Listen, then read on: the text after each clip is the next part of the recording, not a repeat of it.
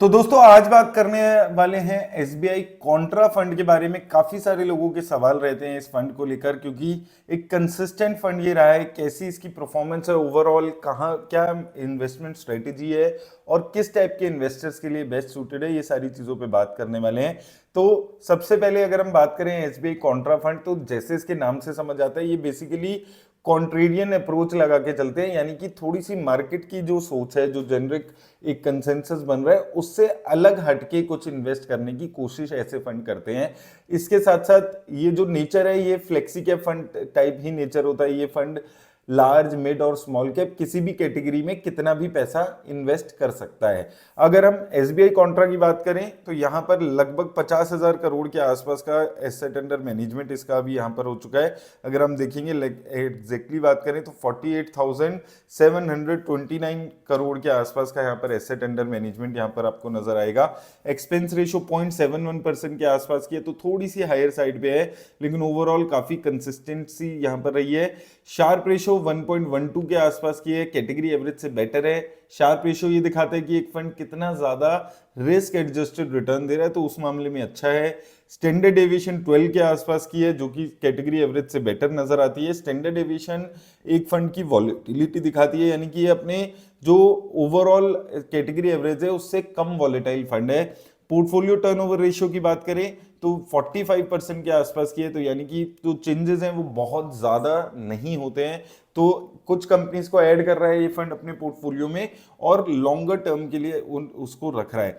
Companies की बात करें कौन सी कंपनीज हैं, तो देखिए जैसे हमने बात की थी लार्ज मिड और स्मॉल कैप तीनों कैटेगरी में ये फंड पैसा लगा सकता है। तो फिलहाल ये 58% पैसा लार्ज कैप में, मिड कैप में 23% और स्मॉल कैप में 11% के आसपास पैसा लगाकर चल रहा है। टोटल कंपनीज की अगर हम एक बारी बात करते हैं तो 85 कंपनीज हैं, तो अच्छी डाइवर्सिफिकेशन कर रखी है। ना तो बहुत ज्यादा ओवर डाइवर्सिफाइड है कि 200-300 कंपनीज है, और ना ही कंसंट्रेटेड पोर्टफोलियो 20-30 कंपनीज का पोर्टफोलियो है। तो एक अच्छी वेल स्प्रेड यहाँ पर इसने अपनी जो डाइवर्सिफिकेशन है उसको किया हुआ है। अगर हम सेक्टर की बात करें तो मेजरली फाइनेंशियल, एनर्जी और टेक्नोलॉजी सेक्टर यहां पर आपको नजर आएगा। और हमने जनरली देखा है कि जो भी फंड्स ज्यादा पैसा लार्ज कैप में लगा रहे हैं वहां पर आपको फाइनेंशियल सेक्टर जरूर दिखता है। 10% एलोकेशन निफ्टी 50 इंडेक्स में है। उसके अलावा HDFC bank, Reliance, Biocon, PNB, Tata steel, Kotak Mahindra, तो यहाँ पर आपको काफी फाइनेंशियल कंपनीज नजर आ जाएंगी। उसके साथ थोड़ी सी मिड कैप लेवल और स्मॉल कैप कंपनीज जैसे कि Biocon, Tata steel, Indus tower जैसी कंपनीज आपको नजर आ जाएगी। तो ये टिपिकली आपका लार्ज कैप फंड नहीं है जिसमें आपको निफ्टी 50 इंडेक्स की सारी कंपनीज दिख जाती है। थोड़ा सा अलग यहाँ पर मिक्सचर आपको मिड कैप स्मॉल कैप का नजर आ जाता है, और थोड़ी सी अनकॉमन कंपनीज जैसे कि बायोकॉन, इंडस टावर, यहाँ पर टोरेंट फार्मा जैसी कंपनीज भी आपको दिखती है। तो एक अच्छा यहाँ पर डाइवर्सिफिकेशन प्रॉपर यहाँ पर इस कंपनी में, इस फंड में आपको नजर आता है, जो फ्लेक्सी कैप फंड्स में जनरली नजर नहीं आ पाता है, क्योंकि वहां पर 70-80% पैसा लार्ज कैप कंपनीज में ही लगते हुए हमें देखा है। अब रिटर्न्स की एक बारी बात कर लें तो रिटर्न्स यहाँ पर काफी कंसिस्टेंट नजर आएगी आपको। एक साल में 12% की रिटर्न्स है, अच्छी रिटर्न्स मानी जा सकती है। 3 साल में 21% की और 10 साल में लगभग 19% के आसपास की रिटर्न ये फंड हाउस ने जनरेट किया, और 5 साल में 21% के आसपास की रिटर्न्स है। तो कंसिस्टेंसी रिटर्न्स में आपको नजर आएगी। ईयर ऑन ईयर बात करें तो पिछले साल 7% की रिटर्न थी, जो कि अच्छी रिटर्न्स मानी जा सकती है एक लिहाज से, क्योंकि बहुत अच्छा फंड ये साल नहीं रहा था 2025 ओवरऑल। और बाकी सालों में भी देखेंगे तो एक कंसिस्टेंसी आपको नजर आएगी। अगर हम कैटेगरी एवरेज से देखते हैं तो वहां पर आपको 2025-24 एक पॉजिटिव रिटर्न 2020 से 25 तक आपको नजर आई है। तो एक थोड़ा सा कंसिस्टेंसी के मामले में ये फंड अच्छा नजर आता है। अगर हम इसकी रोलिंग रिटर्न्स की बात करें तो 2017 से लेके अभी तक की हमने देखी है, तो इसका निफ्टी 500 इंडेक्स यहां पर बेंचमार्क इंडेक्स है।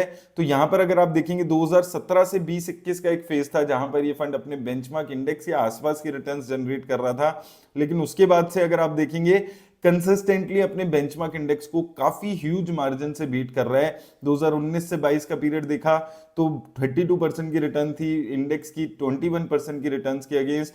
अभी रिसेंट परफॉर्मेंस देखें तो इस फंड ने 3 साल में 21% के आसपास की रिटर्न दी है, इंडेक्स ने 17% के आसपास की रिटर्न दी है, जो कि काफी अच्छी रिटर्न्स यहां पर आप मान सकते हैं। और 2021 से 24 के फेज में भी देख रहे हैं तो 25% की रिटर्न थी, 17% की निफ्टी 500 की रिटर्न्स के अगेंस्ट। तो ओवरऑल अगर आप देखते हैं 3 साल के रोलिंग रिटर्न्स में आपको हर जगह एक कंसिस्टेंटली इंडेक्स को बीटिंग रिटर्न्स यहाँ पर नजर आ रही है। तो काफी कंसिस्टेंट फंड है ये। अगर हम रिटर्न्स के मामले में बात करते हैं, कंसिस्टेंटली अपने जो जितने भी इंडेक्स है उसको बीट करके आ रहा है, और बहुत ज्यादा ऐसे हाई फाइव रिस्क भी आपको यहाँ पर नजर नहीं आ रहा है। 60% पैसा लार्ज कैप में, मिड कैप में 20% और स्मॉल कैप में भी कुछ पैसा, और एक साल में 12-13% की रिटर्न है। तो थोड़ा सा कंसिस्टेंट फंड है ये, लेकिन लार्ज कैप फ्लेक्सी कैप से ज्यादा रिस्क ले रहा है, वो चीज आपको यहाँ पर समझनी है। लेकिन ओवरऑल अगर हम देखते हैं तो एक कंसिस्टेंसी ये ऐसी है इस फंड की, जो कि जिस वजह से ये इन्वेस्टर का फेवरेट फंड बना हुआ है।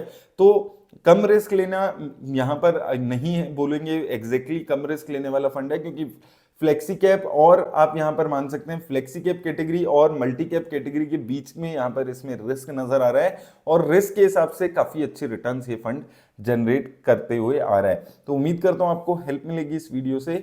धन्यवाद दोस्तों।